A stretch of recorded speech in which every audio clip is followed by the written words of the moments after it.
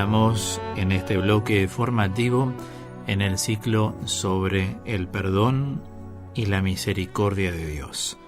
Un ciclo en el que desde la metodología teológica que empleo, que es el planteo, cada uno viene, bebe, oyendo qué es lo que más lo interpela, como aclaré en el programa anterior, es decir, qué es lo que le provoca interés.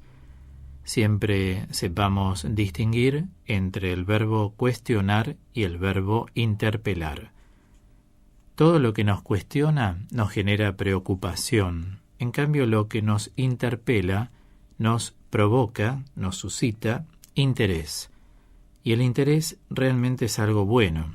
Por eso, uniéndonos a los planteos que voy haciendo en cada programa, es que cada uno de nosotros va llevando para su alma lo propio que necesita del alimento, ¿verdad? En este caso vamos a recordar aquella diferenciación que traté de resaltar, en la que exponía la diferencia de lo cuantitativo y lo cualitativo, por un lado, diciendo que Dios siempre tiene en cuenta lo cualitativo, lo que califica a una persona. A veces lo que más nos califica son las cualidades, otras veces son las virtudes. A veces califican a una persona sus gestos, a veces sus reacciones serviciales, bondadosas. Y por eso entendimos todos que fácilmente podemos llegar a ser como animales salvajes. Y hacía esa comparación de que si nosotros ponemos a nuestras mascotas en la selva un breve tiempo, nos vamos a dar cuenta al cabo de ese lapso breve que ya no son iguales, parece que fueran otras. Es justamente porque una persona que no se educa interiormente se va tornando salvaje. Salvaje en que en sus actitudes, salvaje en sus comentarios, es decir, no está domesticada. Salvaje en sus emociones, salvaje en sus pensamientos, en sus sentimientos, y vemos en qué desemboca, con todo lo que podemos apreciar en cualquier informativo, ¿verdad? Tanto en radio como en televisión. Es así entonces que nos vamos dando cuenta la necesidad de superar ese árbol salvaje que puede crecer dentro de nosotros. Saber que debemos convencernos que nuestras capacidades vitales pueden ponerse al servicio de nuestras ideas y de nuestra fe. Si no cultivamos nuestra interioridad, vamos a vivir solamente de sensaciones. Reitero, si no cultivamos nuestra interioridad, eso es nuestra alma, nuestra espiritualidad para sostener el alma, uno se torna en un ser que vive de sensaciones. Por eso la gente que no tiene interioridad está muy pendiente en me dijo, no me dijo, me llamó, no me llamó, me saludó, no me saludó. Se alegran enormemente, al instante se pueden enojar enormemente. Entonces, digo, esa cuota muy mezclada de domesticidad por un lado y de salvajismo por el otro, hacen que el árbol salvaje que puede crecer en nosotros se vaya desarrollando y cada vez más.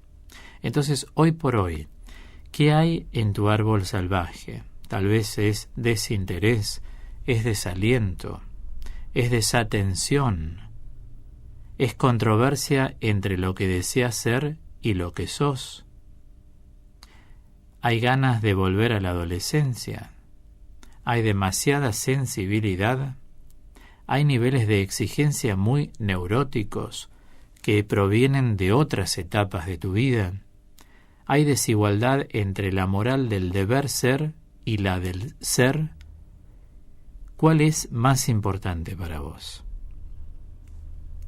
Entiendo que no alcanza con renunciar, sino que debemos llegar a sublimar, y se sublima a Dios cuando las opciones de vida son libres y son voluntarias.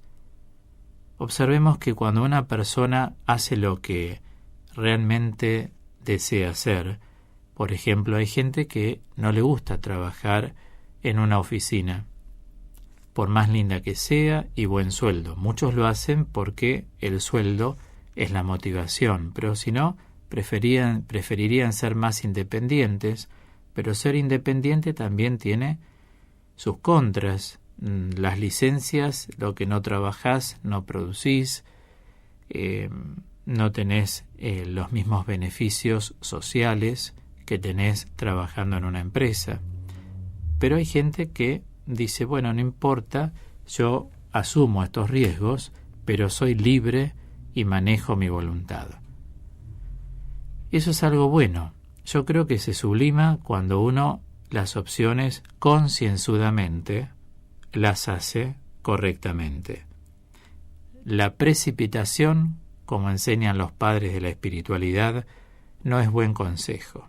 Hay gente que un día se hartó, dice renuncio, chao, listo, mando el telegrama, pero después lo que viene, ¿cómo vas a hacer con lo que viene? Porque uno tiene que ver su vida tanto en el presente con miras al futuro, ¿no? Entonces, tanto en el presente como hacia su futuro. Hay que mirar esa realidad. Yo he conocido a veces gente que estuvo tan harta de su trabajo que de un día para otro renunció.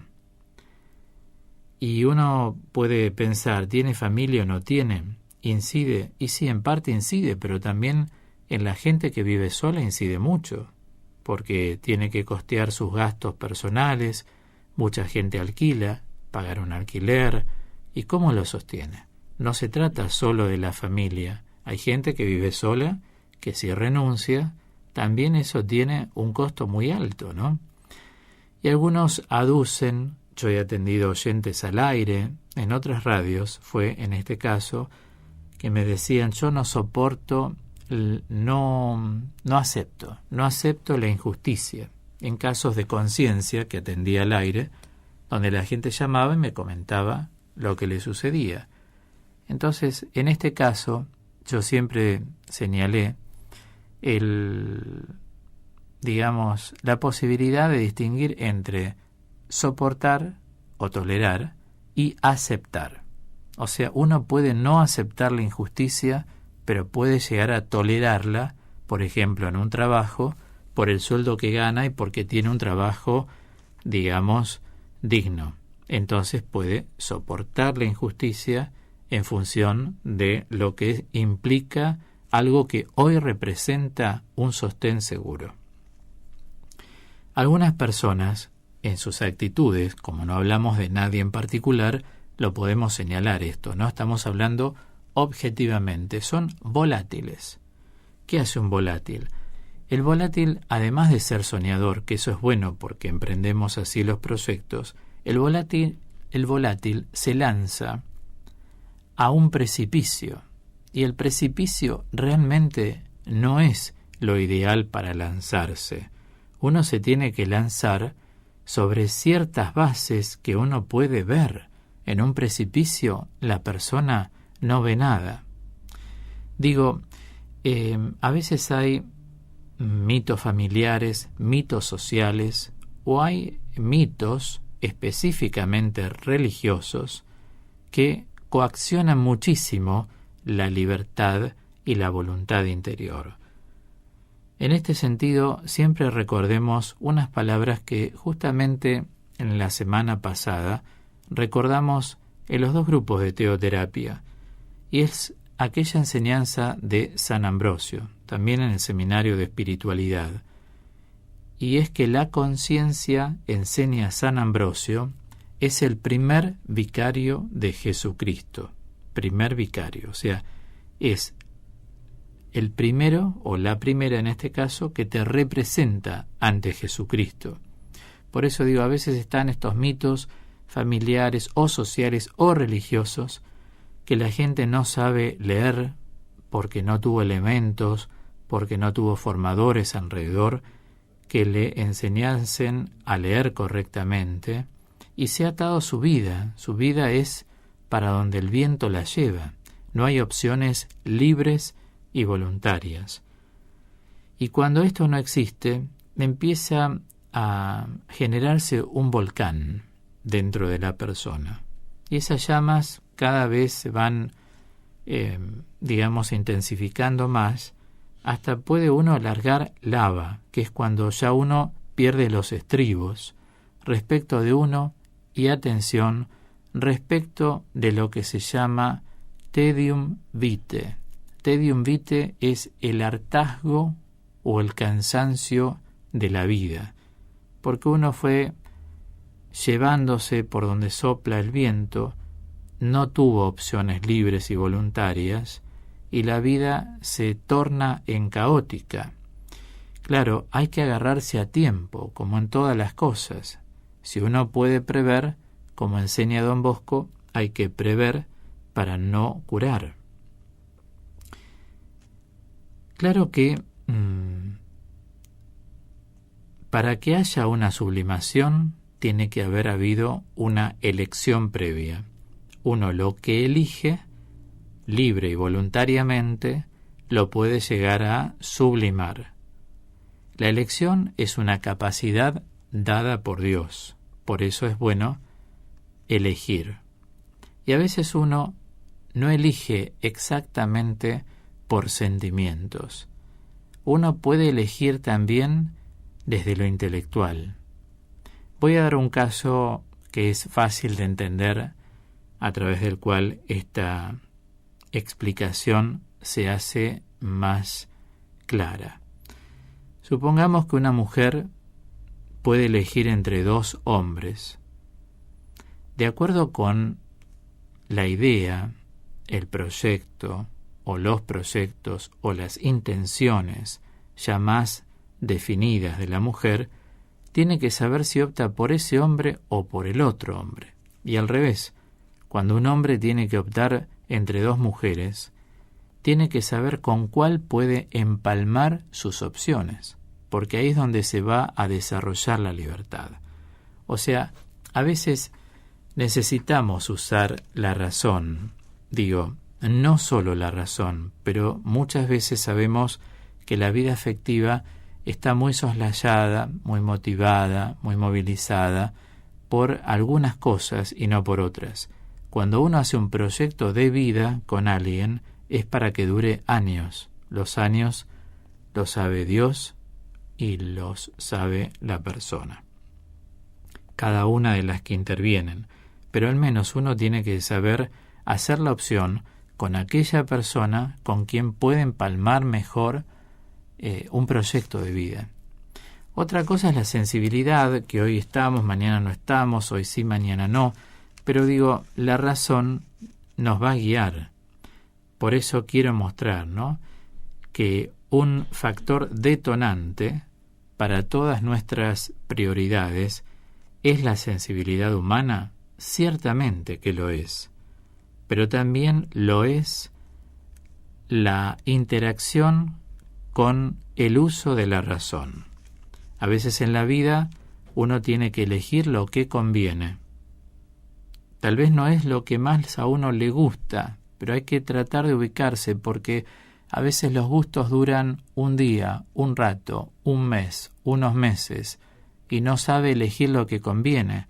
Y como la vida continúa, es fundamental hacerle caso a los libros sapienciales de la Escritura, que en reiteradas oportunidades, de un modo o de otro, convergen en que optar por la conveniencia es algo bueno. Durante mucho tiempo se creyó que la conveniencia era de un astuto o de una astuta, y no es así. La conveniencia siempre es garantía. Buscar lo que conviene, y en este caso en un proyecto de vida, qué personas convienen para este proyecto de vida. Fíjense, les voy a dar otro ejemplo, Esto es bien de iglesia. Un matrimonio que tiene problemas, problemas serios, ya sabemos que no hablamos de cosas que existen entre los seres humanos y que hay que solucionarlas entre nosotros, sino hablamos de otro tipo de problemas que pueden ser X, pero es recomendable que vayan a ver a un sacerdote que trabaje con matrimonios, o sea que está acostumbrado a tratar este tipo de temas. Lo mismo pasaría con una especialidad en la medicina. Cuando algo es tan específico, hay que ver al especialista. Y lo mismo ocurre en las ocupaciones. Cada uno se ocupa de algo.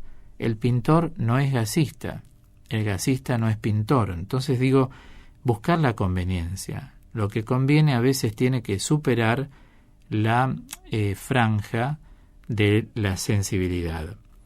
Ahora, cuando la sensibilidad es madura, es también una extraordinaria riqueza que nos permite emocionarnos ante un hermoso espectáculo o ante el sufrimiento del prójimo.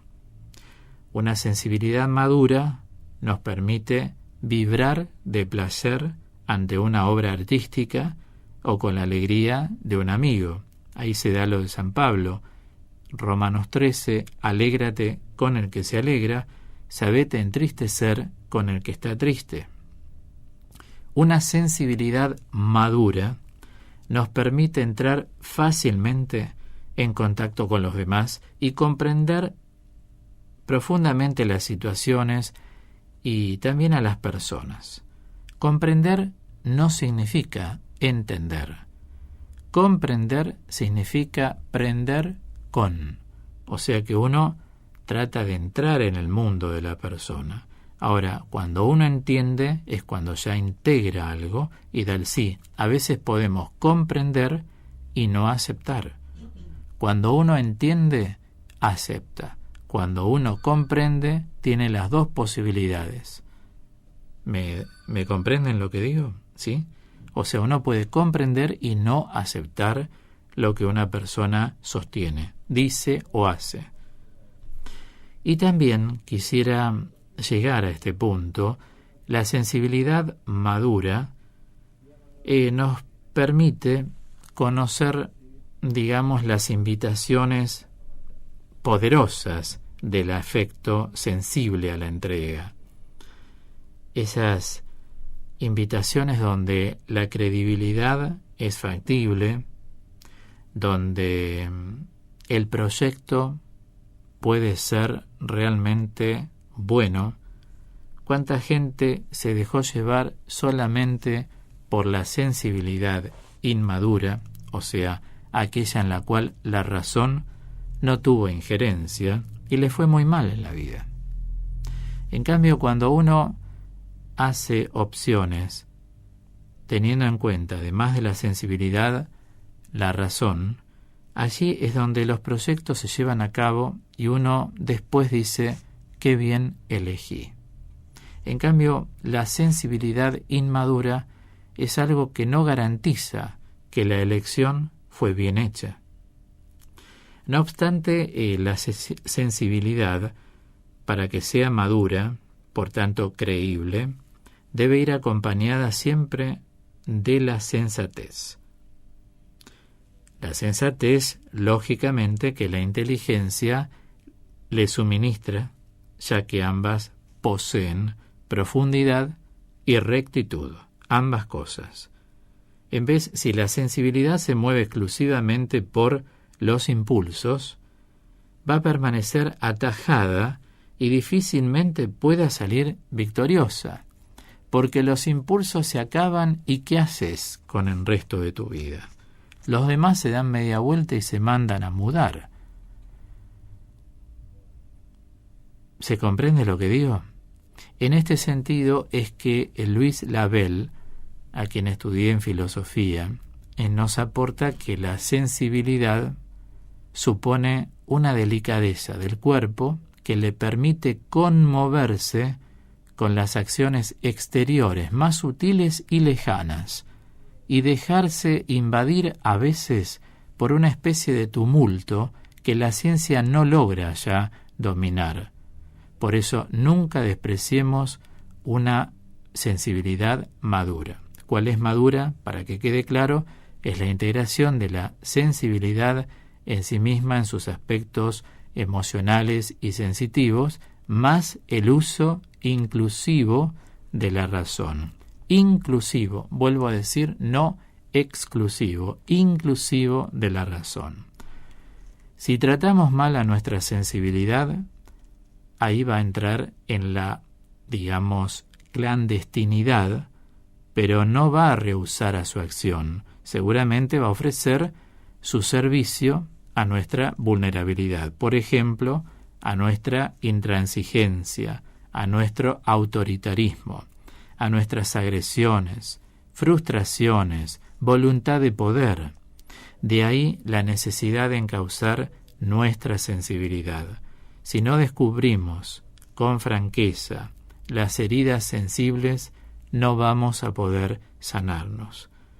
Y si no descubrimos verdaderamente la integración que necesitamos hacer en nuestras opciones para optar por lo conveniente del uso de las emociones con la inteligencia, bueno, ahí vamos a darnos cuenta que no va a ser posible entonces crecer. Para que haya sensibilidad madura, la intervención de la inteligencia va a ser muy importante. ¿Cuántas veces hay gente que fantasea mucho con esto? Dice, yo me tendría que haber casado con, porque hubiese tenido una vida tan distinta, hubiera o hubiese. Pero no sabés la realidad. Digo, en algunos casos puede ser que sí, pero en otros hay mucha imaginación. La imaginación, a veces, enseña Santa Teresa, es la loca de la casa. ¿Por qué es la loca de la casa? Porque uno se imagina que con tal persona tal cosa, siguiendo este ejemplo, ¿no? Y en realidad no es así, porque vos no viste eso, no viste que ocurriera eso, no viste que te mostrara esa disposición. Entonces, ¿hasta qué punto vos creés que lo que vos imaginás hubiese sido verdad? Uno, para hablar de la verdad, tiene que manejarse con elementos diáfanos, o sea, puros, elementos claros, elementos transparentes. Eso es lo que llamamos elementos diáfanos. La imaginación, al volar un poco, fantasea mucho, ¿no? Pero hay que acabar con los fantasmas de la mente. Uno tiene que ser una persona que tenga el corazón en Dios y los pies en la tierra.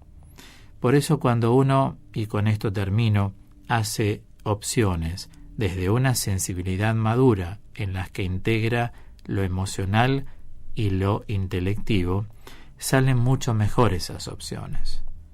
Porque la vida no es una vida, digamos, imaginaria. Cuanto más imaginaria es, tenemos que saber que corremos más riesgos. En cambio, la integración de la razón y los sentimientos permiten optar por la conveniencia. Y el que opta por la conveniencia siempre va a disfrutar más de la vida, porque uno tiene mayor seguridad. Hay un ejercicio de la libertad interior. Bien, vamos a llegar hasta aquí con el bloque formativo y lo cerramos con Marcela Gándara en este tema, Más que un anhelo.